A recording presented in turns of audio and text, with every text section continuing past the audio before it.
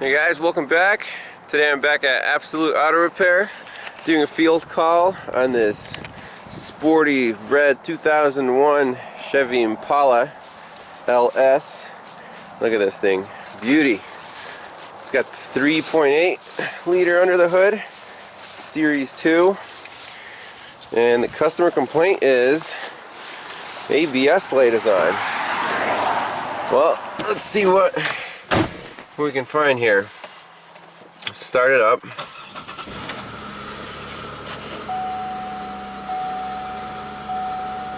Alright, see, it says service traction system, ABS lights on, track off light is also on. So we got this Vera's booted up here. Let's go to our ABS menu. Anti-lock brakes. Alright. Let's read some codes. Current codes. Motor circuit short to battery positive. Motor ground open. Okay. Interesting. Let's look at history codes. So it's the same one plus a C1218. Brake thermal model exceeded. I'm not exactly sure what that is, but we know we have a hard fault here. This motor circuit short to battery positive or motor ground open. Seems like it should be a fairly straightforward check.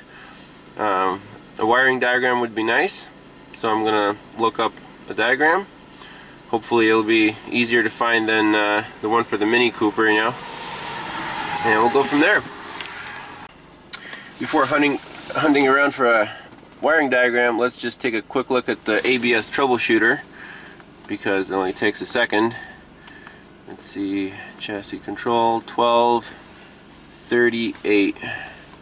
That's this guy right here.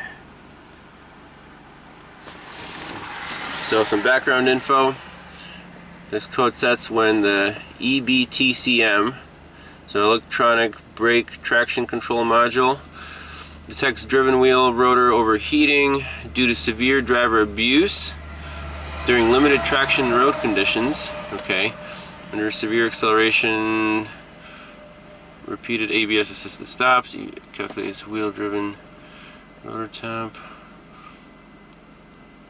Wait, 1238. Which one did we have? This one seems like it's the one for the temperature, you know, the overheating. Let me go back here.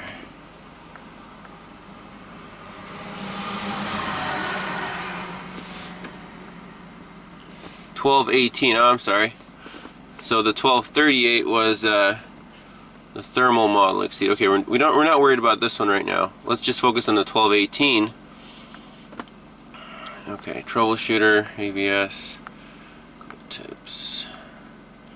1218. That's the one we want. All right.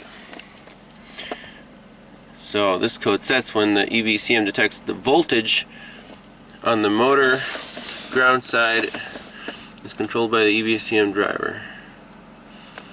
This indicates an internal short to voltage or open motor ground. Placement of the BPMV is required if the pump motor has an open. Okay, so that's good info. So we can just check the resistance of the actual motor after we unplug the connector. The motor is not sorted separately. EBCM driver circuit is shorted to voltage. Okay, so there's a driver in this module for the motor, and if that is short to voltage, then the whole module has to be replaced. Okay, and then check for an open motor, remove the BPMV, and check across the motor circuit. So that's what I just said. 5 ohm resistance or more indicates a failed pump motor. Less than 5 ohms, suspect a failed EBCM. And I'm sure we can just actually put direct power to the motor and see if it runs. So, alright, that's great info. Alright, so I got a wiring diagram here pulled up on my phone. Got to be completely mobile, can't depend on, you know, having an internet connection. So here we go. Here's the electronic brake control module, the EBCM right here, and you can see on connector A, or We have ignition voltage, battery positive. There's another feed right here. Then the COM wire. And then down here, the brake pressure modulator valve kind of piggybacks off of the control module. And we see the motor is fed. So there's a feed here, it feeds all the solenoids. And then the motor, and that's controlled also inside the module here. And we have a common ground at D and C. So what we need to check right now is the grounds. So there must be a monitoring circuit right here. So when this switch closes, we expect to see 0 voltage right here, and the motor should run. But if we're missing a ground, that switch closes, this stays high. That's where we're getting our C1218 code: motor circuit short to battery, or the ground is open. So let's get to this connector and check these grounds mostly. We can check the powers, but we'll focus on the grounds. Alright, so under the hood, here's our ABS pump motor, and the control module, piggybacks off of that. These little solenoids are in here. So let's get this connector off. And it looks like a little puzzle here. So let's see, if we move this red tab over.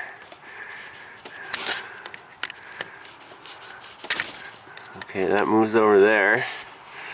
Now it took me a couple minutes to figure this out, but then you push this,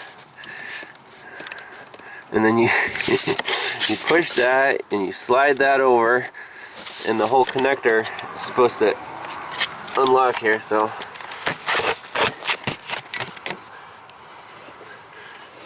you can do this live.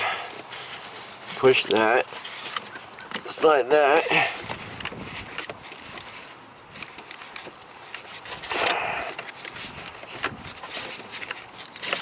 Come on.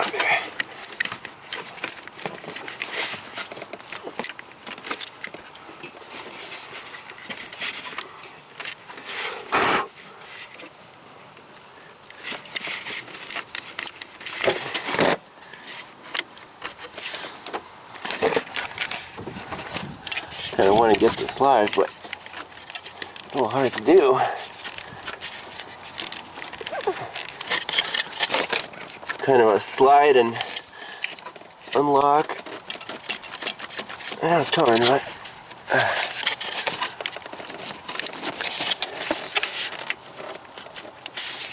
well, I guess I'll just show you once it's off. Well, how about that? So this part of the connector actually slides all the way out. And then, to expose the wires, we take off another plastic piece, this guy right here, 4 little clips on there, that pops off. So far I didn't break anything, that's always good. So looking at our connector here, we have a whole bunch of little wires, and then 4 fat powers and grounds here. There are 2 reds, 2 blacks, right there, the 4 big pins. So from here, let's get a test light and check those powers and grounds. And then if those are good, we'll go for the motor here, check the resistance. All right, we've got the trusty test light hooked up. There's the part number. I know some people were asking what it is. I think it's just a cheapie, ATD5513. Look it up on Amazon. Anyways, first let's connect to battery negative. Make sure the test light works. There you go, lights up. Now let's check these 2 power pins on this connector. They're going to be these lower ones right here. So got a light right there. Now let's go to battery positive.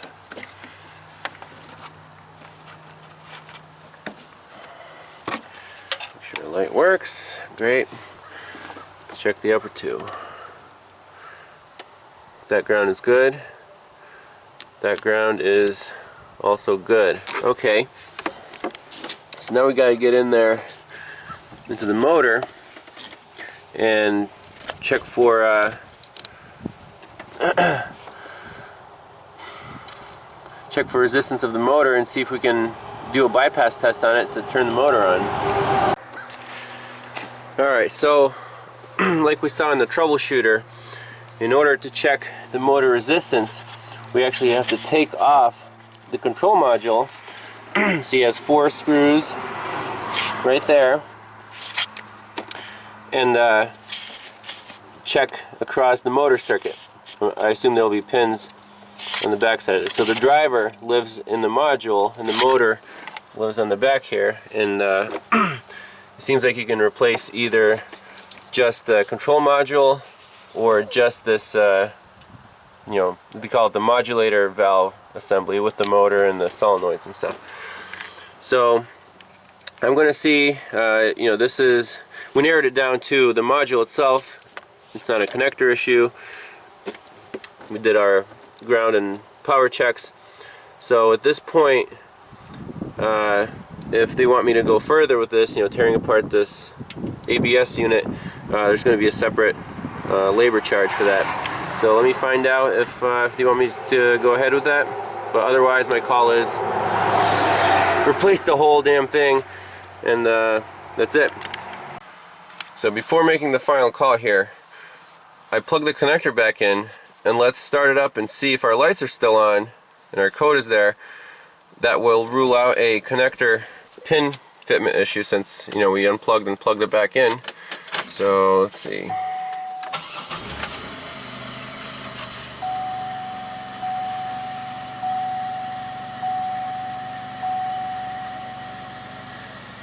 Well, I'll be damned. Look at that.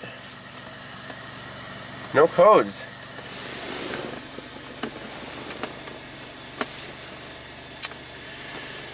Wow.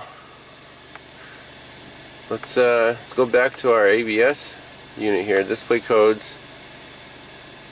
Current codes. That's it? Did we fix it? I think we fixed it. And those are the history codes. Wow. Well, that's pretty cool. Just goes to show that these connectors aren't perfect, you know. So let's wiggle that around a little bit. Still no lights. So at this point, what I'm going to do is take the connector off, maybe tighten up those pins, spray down some WD-40, and call it a fix. Alright guys, we got our button back up, just a little WD-40 on the pins, connectors back together, final verification. We'll start her up.